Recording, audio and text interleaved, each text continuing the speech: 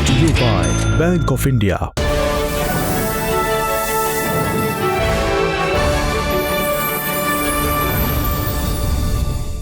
नमस्कार, मेरा नाम है उपासना और आप देख रहे हैं द लल्लन टॉप का डेली फाइनेंशियल बुलेटिन खर्चा पानी। पीएम नरेंद्र मोदी अपने 2 दिन की सिंगापुर यात्रा के बाद भारत लौट आए हैं। पीएम मोदी ने अपनी सिंगापुर यात्रा का एक वीडियो शेयर करते हुए एक्स पर लिखा, मेरी सिंगापुर यात्रा बहुत उपयोगी रही। ये निश्चित रूप से द्विपक्षीय संबंधों को मजबूती देगी और दोनों देशों के लोगों को फायदा पहुंचाएगी। मैं सिंगापुर की सरकार और लोगों की उनकी गर्मजोशी के लिए धन्यवाद देता हूं। दोनों देशों के बीच ऐसा क्या हुआ जिसका जिक्र पीएम अपने पोस्ट में कर रहे हैं, तो हम आपको एक बात सिलसिलेवार तरीके से बताते हैं। प्रधानमंत्री नरेंद्र मोदी और सिंगापुर के प्रधानमंत्री लॉरेंस वोंग के बीच बैठक हुई। इस बैठक में दोनों देशों के बीच 4 अहम समझौते हुए। समझौते के मुताबिक दोनों देश एक दूसरे को digital technology, semiconductor, skill development और हेल्थ के क्षेत्र में सहयोग करेंगे। आइए इन चारों समझौतों को एक एक कर डिटेल से समझते हैं। भारत और सिंगापुर के बीच जो पहला समझौता हुआ, उसके तहत भारत सरकार का इलेक्ट्रॉनिक्स और सूचना मंत्रालय, सिंगापुर का डिजिटल डेवलपमेंट मंत्रालय मिलकर डिजिटल तकनीक के क्षेत्र में सहयोग करेंगे। इससे दोनों देशों के बीच डिजिटल तकनीक जैसे डीपीआई, साइबर सिक्योरिटी, 5G, उभरती हुई तकनीक जैसे कि सुपर कंप्यूटर, क्वांटम कंप्यूटिंग और आर्टिफिशियल इंटेलिजेंस जैसे फील्ड में सहयोग करने पर सहमति बनी।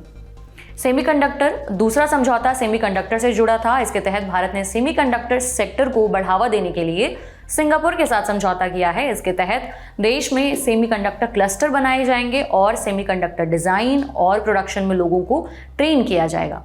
तीसरा समझौता कामकाजी लोगों और तकनीकी क्षेत्र में काम करने वाले लोगों के स्किल को बेहतर बनाने के लिए है। इसके लिए दोनों देशों के बीच समझौता हुआ है। साथ ही दोनों देश शिक्षा और उद्यम के क्षेत्र में भी सहयोग बढ़ाएंगे। चौथा समझौता भारत और सिंगापुर के बीच हेल्थ सेक्टर में हुआ है। इसके तहत दोनों देश हेल्थ सेक्टर क्षेत्र में रिसर्च और इनोवेशन को बढ़ावा देंगे। साथ ही स्वास्थ्य क्षेत्र में ह्यूमन रिसोर्स और दवाओं के क्षेत्र में भी सहयोग बढ़ाएंगे। इस समझौते के तहत भारत के डॉक्टर को काफी फायदा होने की उम्मीद है, क्योंकि उनके लिए सिंगापुर में काम करने के मौके बढ़ सकते हैं। ये तो हुई चारों समझौतों की बात। इसके अलावा पीएम मोदी ने सिंगापुर के बड़े उद्योगपतियों और कई कंपनियों के सीईओ के साथ भी एक बैठक की। पीएम मोदी ने सिंगापुर के बिजनेसमैन को एयरलाइंस, एनर्जी, स्किल डेवलपमेंट जैसे फील्ड्स में भारत में निवेश करने के लिए बुलावा दिया। इस दौरान सिंगापुर की कंपनियों ने अगले कुछ सालों में लगभग 60 अरब डॉलर, रुपए में करीबन 5 लाख करोड़ रुपए से ज्यादा के निवेश का वादा किया है। इस दौरान पीएम मोदी ने वहां बनारसी पान का जिक्र करते हुए उसकी खासियत बताई। पीएम मोदी ने कहा कि हिंदुस्तान में जब भी पान की चर्चा होती है तो बनारस के बिना अधूरी होती है। अगर आप लोगों को पान खाने का सच में मजा लेना है तो आपको अपना कोई इन्वेस्टमेंट काशी में करना चाहिए। अपने दौरे के दूसरे दिन पीएम मोदी ने वहां के पीएम लॉरेंस वोंग के साथ सिंगापुर की AEM होल्डिंग्स लिमिटेड के सेमीकंडक्टर सेंटर का भी दौरा किया। इसके बाद प्रधानमंत्री मोदी ने कहा कि वो भारत में कई सिंगापुर बनाना चाहते हैं।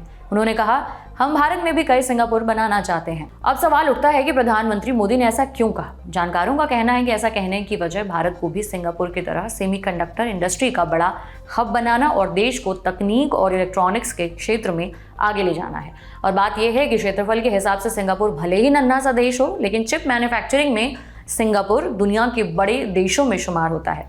चूंकि भारत भी सेमीकंडक्टर की फील्ड में आगे जाना चाहता है, इसलिए वो इसमें सिंगापुर की मदद चाहता है। दरअसल मिसाइलों से लेकर मोबाइल फोन और कारों से लेकर कंप्यूटर तक लगभग हर चीज में सेमीकंडक्टर चिप का इस्तेमाल होता है। लेकिन कोरोना के समय इसकी सप्लाई ठप पड़ने और ताइवान और साउथ चाइना सी में चीन के बढ़ते दखल के चलते भारत चाहता है कि वो चिप के मामले में ताइवान या किसी दूसरे देश पर निर्भर ना रहे और अपना खुद का सेमीकंडक्टर बनाए। अभी दुनिया में कुछ चुनिंदा देशों का सेमीकंडक्टर इंडस्ट्री में दबदबा है, जबकि भारत इस क्षेत्र में काफी देर से आया है। सिंगापुर में सेमीकंडक्टर इंडस्ट्री कितनी विकसित है, इसका अंदाजा आप ऐसे लगा सकते हैं कि 1980 दशक की शुरुआत में इलेक्ट्रॉनिक्स उद्योग सिंगापुर के जीडीपी में 7% की हिस्सेदारी देता था। इसी तरह मैन्युफैक्चरिंग सेक्टर से जुड़ी करीबन 1/4 नौकरियों में इसी सेक्टर की हिस्सेदारी थी। दुनिया भर के 10% सेमीकंडक्टर मार्केट पर सिंगापुर का ही कब्जा है। सेमीकंडक्टर से जुड़ी इक्विपमेंट बनाने में सिंगापुर की हिस्सेदारी 20% है। दुनिया की टॉप 15 सेमीकंडक्टर कंपनियों में से 9 ने सिंगापुर में अपनी ब्रांच खोली है। सेमीकंडक्टर इंडस्ट्री के 4 बड़े सेगमेंट हैं। पहला आईसी डिजाइन, दूसरा असेंबली, पैकेजिंग और टेस्टिंग, तीसरा है वेफर फैब्रिकेशन या इंडस्ट्रियल पार्क, चौथा है इक्विपमेंट प्रोडक्शन। इन चारों ही फील्ड्स में सिंगापुर का दबदबा है। इसके अलावा सेमीकंडक्टर इंडस्ट्री के लिए यहाँ उस तरह का इंफ्रास्ट्रक्चर विकसित किया गया है। सिंगापुर के कॉलेज और यूनिवर्सिटीज में माइक्रो इलेक्ट्रॉनिक्स और आईसी डिजाइनिंग की पढ़ाई कराई जाती है ताकि युवाओं को इसके लिए तैयार किया जा सके।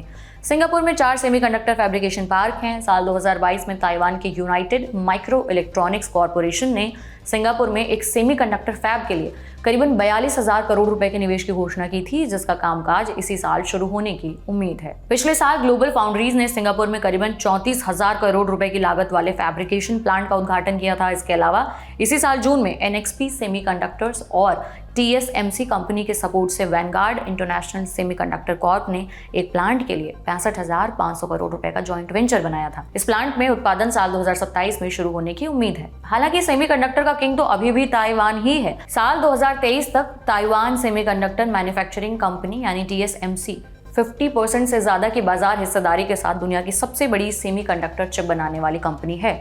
टीएसएमसी के बाद सैमसंग इलेक्ट्रॉनिक्स और इंटेल कॉर्पोरेशन है। इन सब बातों से पता चलता है कि सिंगापुर चिप का किंग ना सही लेकिन बहुत आगे निकल चुका है, इसलिए भारत इस मामले में सिंगापुर का सपोर्ट चाहता है।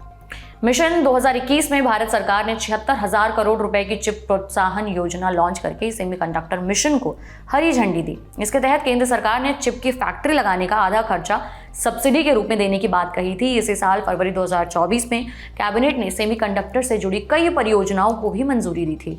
इन पर लगभग 1.26 लाख करोड़ का निवेश होगा। सरकार ने सेमीकंडक्टर फैब्रिकेशन प्लांट लगाने के लिए टाटा ग्रुप और ताइवान के power chip semiconductor manufacturing corporation के बीच साझेदारी की भी घोषणा की थी। कैबिनेट ने अब तक प्रोत्साहन योजना के तहत 4 असेंबली इकाइयों सहित 5 सेमीकंडक्टर यूनिट्स को मंजूरी दी है। इसलिए सेमीकंडक्टर के क्षेत्र में भारत सिंगापुर के अनुभव का फायदा लेना चाहता है। ये तो हो गई बात चिप की, लेकिन सिंगापुर के साथ भारत का व्यापार भी काफी होता है। पीएम मोदी ने सिंगापुर को भारत की एक्ट ईस्ट नीति का महत्वपूर्ण सूत्रधार बताया। उन्होंने कहा, हमारी रणनीतिक साझेदारी 1 दशक पूरा कर रही है। पिछले 10 सालों में हमारा व्यापार 2 गुने से भी ज्यादा हो गया है। आपसी निवेश लगभग 3 गुना बढ़कर 150 अरब डॉलर को पार कर गया है। रुपए में यह रकम करीबन 12,59,350 करोड़ बैठती है। अब विस्तार से जानते हैं कि दोनों देशों के बीच कितना और किन चीजों का व्यापार होता है। पिछले दशकों में व्यापार और निवेश के माध्यम से दोनों देशों के संबंध काफी मजबूत हुए हैं। भारत और सिंगापुर ने 2005 में एक व्यापक आर्थिक सहयोग समझौते पर हस्ताक्षर किया था, जिससे आर्थिक सहयोग और द्विपक्षीय व्यापार में तेजी आई। सिंगापुर दक्षिण पूर्व एशियाई राष्ट्रों के संगठन आसियान में भारत का सबसे बड़ा ट्रेड पार्टनर है। साथ ही दुनिया भर में भारत का 6वां सबसे बड़ा बिजनेस पार्टनर है। भारत और सिंगापुर के बीच व्यापार लगातार बढ़ रहा है। वित्तीय वर्ष 2023-24 में भारत ने सिंगापुर को लगभग 1,21,000 करोड़ रुपए का सामान बेचा। वहीं सिंगापुर से भारत का आयात 1,84,712 करोड़ रुपए रहा। इसके अलावा इस दौरान सिंगापुर से भारत में 1 लाख करोड़ रुपए विदेशी निवेश आया। मतलब सिंगापुर भारत के लिए विदेशी निवेश का भी प्रमुख स्रोत है। आमतौर पर सिंगापुर से भारत विद्युत मशीनरी, परमाणु रिएक्टर, खनिज ईंधन और खनिज तेल खरीदता है। वहीं भारत द्वारा सिंगापुर से आयात की जाने वाली प्रमुख चीजों में कोयला, कोक और ब्रिकेट, जहाज, नाव, electronic item, computer hardware, petroleum उत्पाद जैसी चीजें शामिल हैं। भारत के सिंगापुर में लगभग 9,000 कंपनियां रजिस्टर्ड हैं, जिनमें से 6 सार्वजनिक क्षेत्र के उपक्रम और 9 बैंक शामिल हैं।